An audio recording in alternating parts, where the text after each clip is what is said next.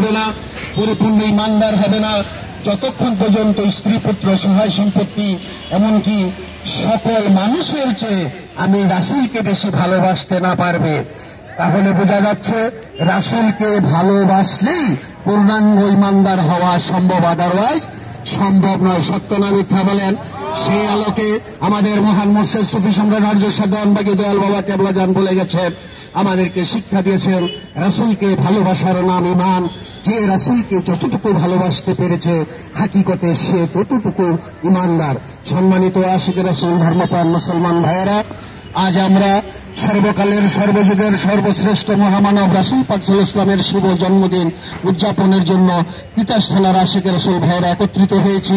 মেহমান হিসাবে আমাদের দাউদকান্দি আশিকে রাসূল ভাইয়েরা এসেছেন, আশেপাশের হোমনা থানা থেকেও আশিকে রাসূল ভাইয়েরা আসছেন এবং এসেছেন।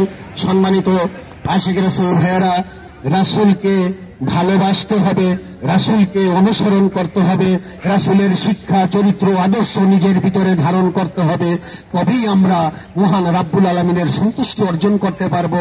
আল্লাহ আমাদের জীবনের পাপসমূহ ক্ষমা করে দিবেন।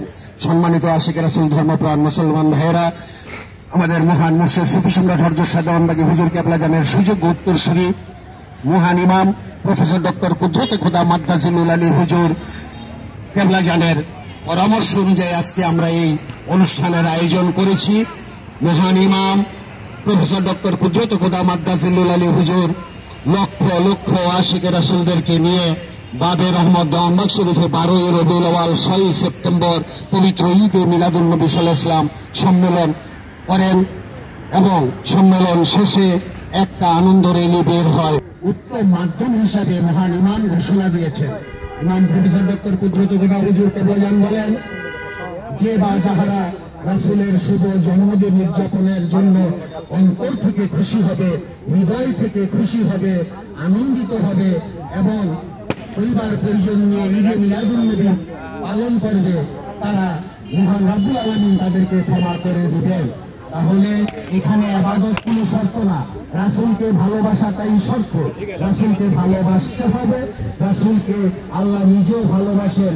আল্লাহ তার বন্ধুরূপে এই ধুলি ধরায় প্রেরণ করেছেন সকল মানব জাতির জন্য। ভান্ডার নিজের হাতে রাখেন নাই, রাহমাতাল লিল আলামিনের হাতে ন্যস্ত করেছেন। তাই রহমত পেতে হলে রাসূলকে ভালোবাসতে হবে, রাসূলকে অনুসরণ করতে হবে, রাসূলের শিক্ষা চরিত্র আদর্শ নিজের সিনায় ধারণ করে আশিকে রাসূল সাল্লাল্লাহু আলাইহি ওয়াসাল্লাম হতে হবে।